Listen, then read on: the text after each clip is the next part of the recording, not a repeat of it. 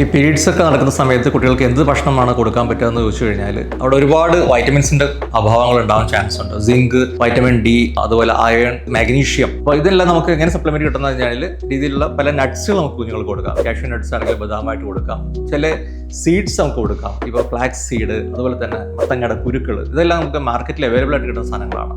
അതുകൂടാതെ തന്നെ fish, omega വളരെ ഇമ്പോർട്ടൻ്റ് ആണ് ഈ സമയത്ത്.